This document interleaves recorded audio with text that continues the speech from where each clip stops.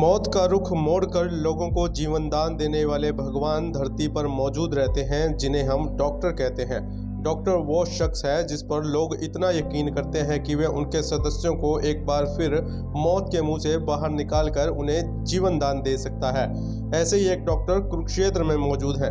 जी हाँ, हम बात कर रहे हैं कुरुक्षेत्र के एक ऐसे डॉक्टर की जिसने न केवल अनेक ऐसे लोगों की जान बचाई जिनकी जिंदगी और मौत के बीच चंद कदमों का फासला था, जिन्हें अन्य दूसरे नामी अस्पताल जवाब दे चुके थे। हम बात कर रहे हैं कुरुक्षेत्र के ज्योति नगर में स्थित राधा कृष्ण अस्पताल के डॉक्टर लोकेंद्र गोयल की। बता दें कि हाल ही में गांव अमीन के दो भाइयों को जहरीले सांप ने डसा, जिनमें से एक बड़े भाई की मौत सरकारी अस्पताल में हो गई। वहीं दूसरे छोटे भाई अरमान को गंभीर अवस्था में राधा कृष्ण अस्पताल लाया गया। डॉक्टर लोकेंद्र गोयल ने सर्पदंश के शिकार बच्चे को बचाने के लिए खूब प्रयास किया। परिणाम स्वरूप अरमान का जीवन बच गया, परंतु बावजूद इसके अस्पताल के बाहर बड़ा नाटकीय घटनाक्रम हुआ।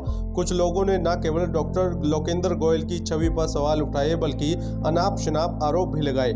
कई तरह की अफवाहें शहर में उड़ाई गई कि राधा कृष्ण अस्पताल में दोनों भाइयों को लाया गया था, जिसमें दोनों भाइयों की मौत होगी, परंतु उनकी क्या हकीकत है ये आप तस्वीरों में देख सकते हैं। छोटा बच्चा अरमान अब अस्पताल से छुट्टी लेने के बाद घर के आंगन में खेल कूद रहा है। आपको बता दें कि डॉक्टर लोकेंद्र गोयल की धर्मपत्नी डॉक्टर मोनिका दीक्षित गोयल आम आदमी पार्टी से जुड़ी हुई हैं और थानेसर शहर से चेयरपर्सन के पद की दावेदार है। ऐसे में सवाल उठता है कि जब डॉक्टर ने बच्चों की जिंदगी बचा ली, इलाज अच्छे से किया, फिर कुछ लोगों ने अस्पताल के बाहर हंगामा क्यों किया? क्या ये कोई बड़ा राजनीतिक षड्यंत्र था? हमने सर्पदंश के शिकार हुए छोटे बच्चे अरमान, उसकी मां और नाना से भी बात की। सुनिए क्या कहा पीड़ित परिवार ने और जानिए इस पूरे मामले की सच्चाई।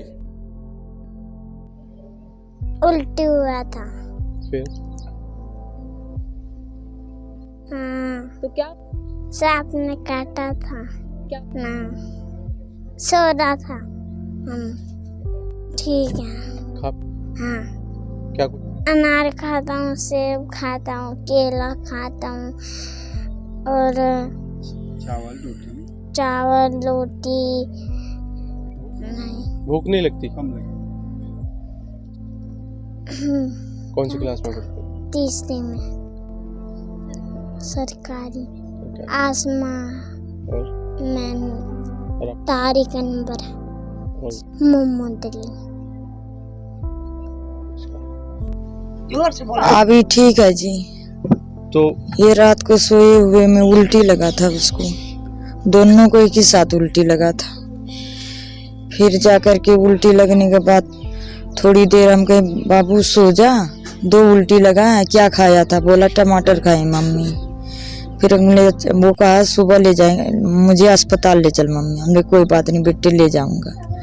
इतनी फिर थोड़ी देर हम उसको जगाए, फिर कहता है कि हमें बाबू क्या हुआ? तो कहता मम्मी मैं बोल नहीं पा रहा हूँ। फिर कहता हम कहें बेटे, फिर कहता हम पापा को बुला दो। फिर उसको बुलाए, भाई को बुलाए, दिल्ली अस्पताल लेके गए, सरकारी अस्पताल लेके गए। सरकारी अस्पताल में गया तो हमारे को ठीक लग रहा था। जो अफसूजन ये मेरे छोटे लड़के को वहाँ लगाया, वो अफसूजन वहाँ नहीं लगाया। वहाँ तो वो करेंट वाला जो होता है, जो परेश जैसे होता है, वो चीज लगाया उसको। तब जाकर के वो करंट लगाया तो उसका पैर में झटका मारा। मैं अपनी आंखों से देखे, फिर मेरे चिंगारी आया। फिर मैं अपने भाई को और फोन लगाए, मैं मिस्त्री को।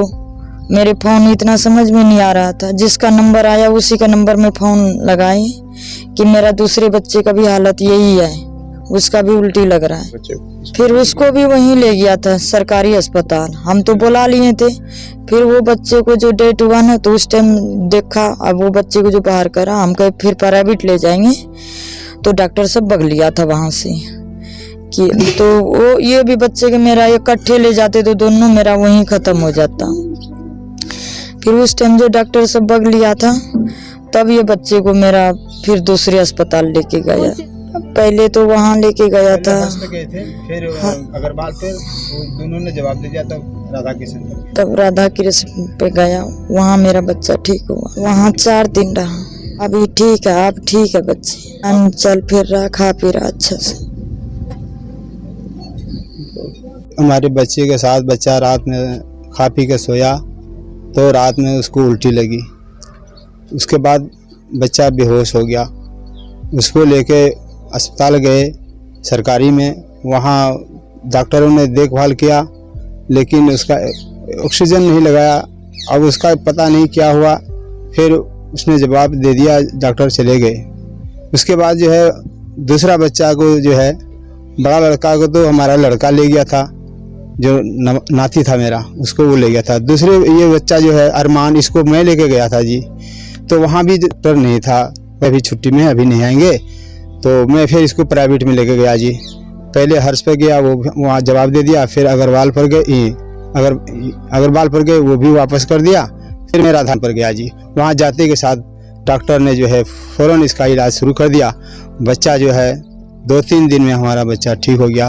गांव वाले सब मिलके हमारा मदद किया, बहुत हर एक तरह से सहयोग दिया गांव के लोगों ने, जिसका वजह से हमारा बच्चा जो है वापस घर आया।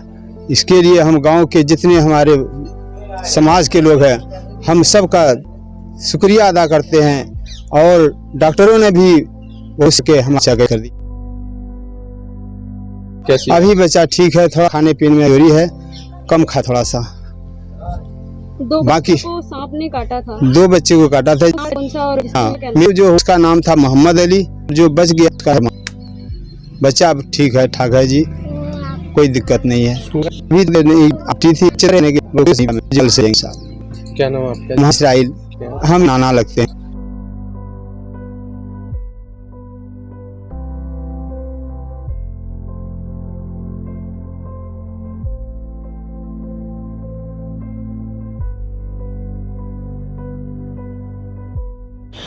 ये अभी रिसेंटली 2 बच्चों को सांप काट गया था। अमीन गांव के थे, मुस्लिम लोग थे।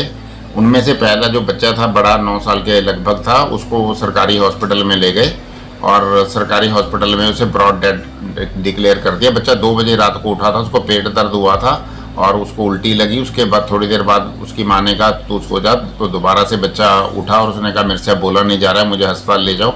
तो सरकारी में ले गए, वहाँ पर उसे उन्होंने ब्रॉड डेड डिक्लेयर कर दिया। शायद जैसे माँ का बताना है, उसको डीसी शॉक दिया गया, उसका हार्ट शायद बंद हो चुका था वहाँ पहुँचने पर। जो दूसरा बच्चा है वो भी उसको सेम सिम्टम थे, तो उसको पहले वो सरकारी हॉस्पिटल ले गए, पर पहला बच्चा डेड होने की वजह से वो डर गए, तो उन्होंने कहा हम इसको प्राइवेट में ले जाएंगे।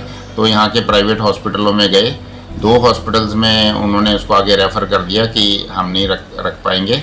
तो वो हमारे पास सवेरे पहुंचा तकरीबन 8 साढ़े 8 बजे के करीब।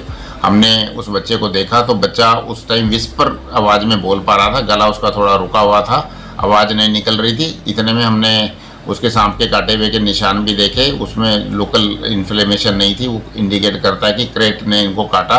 पहले बच्चे में उसने ज़्यादा जहर उगला होगा और दूसरे बच्चे में दूसरी बार काटा तो शायद जहर कम गया होगा, पर बच्चों पर जहर सांप का बहुत ज़्यादा चढ़ जाता है। उनका शरीर का वजन कम होने की वजह से बड़ों से ज़्यादा बच्चों में जहर चढ़ जाता है। तो हमें उसे बच्चों के काटे के टीके इमीडिएटली शुरू कर दिए थे और हमें उसको 30 टीके चढ़ाने पड़े, क्योंकि जहर इतना ज़्यादा था। 20 टीकों से पूरा काम नहीं हुआ, 30 मैक्सिमम हम चढ़ाते हैं। वैसे हम रूटीन में 10 टीके देते हैं पहले। और जैसे ही उस बच्चे ने हमारे सामने 10 मिनट में, पहले मुझे लग रहा था शायद बिना वेंटिलेशन के काम चल जाए, पर हमारे सामने उसने सांस रोक लिया। तो मैंने उसको कृत्रिम सांसें दी नली डालकर, उसको एंडोट्रैकियल ट्यूब डाली गई और उसको नली डालकर पहले कृत्रिम सांसें दी गई एम्बू बैग से। उसके बाद हमने उसको वेंटिलेटर पर शिफ्ट कर दिया। उसको टीकों ने अच्छा काम किया, 1.5 दिन में वेंटिलेटर से उतार दिया गया। पर सांप के काटे से कई लोगों को इन्फेक्शन भी हो जाता है, हम पहले से देखते आ रहे हैं। तो उसको इन्फेक्शन के लिए हमको 2-3 दिन और इलाज करना पड़ा, जिससे उसका इन्फेक्शन कंट्रोल हो गया और हमने 4थे या 5वें दिन उनकी छुट्टी कर दी। बच्चा अच्छे से खा पी रहा था, बोल रहा था और चल पा रहा था। तो उसके आपने देखा भी होगा कि घर में उसके माँ बाप बहुत खुश हैं, उसका नाना बहुत खुश है और बच्चा भी बहुत खुश है और अपने आप वो बोलकर सब कुछ बता रहा है। पर यहाँ पर जो लोग वो उस दिन जब बच्चे आए, सांप के काटे हुए के टीके और इनकी दवाइयाँ, वेंटिलेटर के सर्किट, ये बहुत महंगे आते हैं और इंटेंसिव केयर कभी भी चीप नहीं होती और ज़िंदगी की कोई कीमत नहीं होती। तो यहाँ पे इंटेंसिव केयर जो है राधा कृष्ण हॉस्पिटल में, ज़्यादातर हमारे पास पेशेंट वही आते हैं जिनको पीजीआई भेज दिया जाता है या जिनके मरने के चांसेस बहुत ज़्यादा बढ़ जाते हैं। आम तौर पर दूसरे लोग इनको रखने से टाल मार देते हैं ताकि हंगामा ना हो, क्योंकि बच्चे के मरने पर या किसी भी पेशेंट के किसी हॉस्पिटल में मरने पर हंगामा बहुत ज़्यादा होता है। इसलिए ज़्यादातर डॉक्टर अब ऐसी किस्म की इमरजेंसीज अवॉइड करने लगे हैं। पहले इनका एक बच्चा मर चुका था और मैं भी इस बच्चे को अगर मना कर देता तो ये बच्चा यहाँ से हमारे हॉस्पिटल से कुछ ही कदम 100 मीटर दूर पर जाकर मर जाता। तो हमने इसको लिया और इसका इलाज शुरू किया। इसके पास पैसे नहीं थे, इसने कहा मैं थोड़ी देर में जमा करा दूंगा। तो पर इसने शाम तक इसके 40,000 के करीब की दवाइयाँ लग गई, 10,000 के करीब के इसके टेस्ट हो गए, पर इसने कोई पैसे जमा नहीं कराया। अब हमने इसको कहा अगर तुम्हारे पास पैसे नहीं है तो तुमको फिर इसको पीजीआई ले जाना पड़ेगा जहाँ पर आपका आगे फ्री इलाज हो पाए। इतने में फिर किसी बंदे का इसने मुझे फ़ोन पकड़ाया कि बात करो। वो कोई शरारती तत्व था इनके गांव का, उसने हमसे बात की टेलीफोन पे। उसने कहा जी सवेरे आपके पैसे पहुंच जाएंगे, आप इसको बाहर भेज सकते हो, कैसे भेजोगे बाहर। तो इस पर उसने गाली गलोच भी हमारे साथ शुरू की, गर्मा गर्मी हुई और उसके बाद उसने यहाँ काफ़ी सारे शरारती तत्वों को इकट्ठे करके हंगामा किया। और कुछ प्रेस वाले भी आए जिन्होंने एक तरफा बयान लिए हमसे बिना पूछे, और मॉब में वहाँ बात बाहर अनाउंस भी कर रहे थे कि डॉक्टर बाहर आके अगर बयान देगा तो हम लेंगे, हम अंदर जाकर बयान नहीं लेंगे। तो ऐसे मॉब में हमारा जाना उचित नहीं था। हमने पुलिस पहले ही बुला ली थी, उसके कारण ये हुआ, नहीं तो यहाँ पर काफ़ी तोड़ फोड़ मचती। तो इस टाइप के शरारती तत्वों को पुलिस को भी संज्ञान लेना चाहिए। और बच्चे, उन्होंने कहा कि सीरियस हैं, उनको कोई फ़ायदा नहीं हो रहा है, और बच्चा अब आपके सामने है, बच्चे बिल्कुल ठीक था और बच्चे को हमने बचाने के लिए सारा कार्य किया। और इंटेंसिव केयर देना, वेंटिलेट बच्चे को करना, सांप के कांटे को बचाना, हम इन बच्चों को लेते हैं, हम इन पर मेहनत करते हैं, पर हमारे पास जब हम बच्चे को लेते हैं तो हमारी कोई गारंटी नहीं होती कि हम किसको बचा पाएंगे, किसको नहीं बचा पाएंगे। वो खुदा के हाथ में होता है। पर अगर इस टाइप के हंगामे हों और डॉक्टर्स को डराया जाए, धमकाया जाए, पैसे देने से भी, दवाइयों के पैसे देने से भी मांगने पर मना किया जाए, बेइज्जती की जाए, मीडिया में भी बेइज्जती की जाए, तो कौन आगे इंटेंसिव केयर लेगा। पहले ही काफ़ी लोग यहाँ पर शहर में डॉक्टर्स अवॉइड कर रहे हैं इंटेंसिव केयर लेना, तो हमारे जैसे डॉक्टर्स भी जो अभी रिस्क लेते हैं वो भी रिस्क लेना बंद कर देंगे। डॉक्टर साहब, ऐसा मुझे लग रहा है कि इस पूरी सोची समझी साजिश के तहत ही बदनाम करने की कोशिश की गई है। उसने अपने आप को किसी माननीय व्यक्ति का पीए भी बताया, और उसके बाद उसने हमको पीए बताकर धमकाने की भी कोशिश की। और पहले भी वो पुलिस का हिस्ट्री शीटर है, शरारती तत्व है, उसके गाँव से जो भी संज्ञान में हमारे आया है, पहले भी पुलिस की हिरासत में वो रह चुके हैं। पुलिस को पहले ही शिकायत कर दी थी। अब पुलिस से हमने उनके लिए कार्रवाई करने के लिए भी कहा है। अगर आगे कार्रवाई नहीं होती तो हम हो सकता है कोर्ट में जाए उनके लिए। धन्यवाद।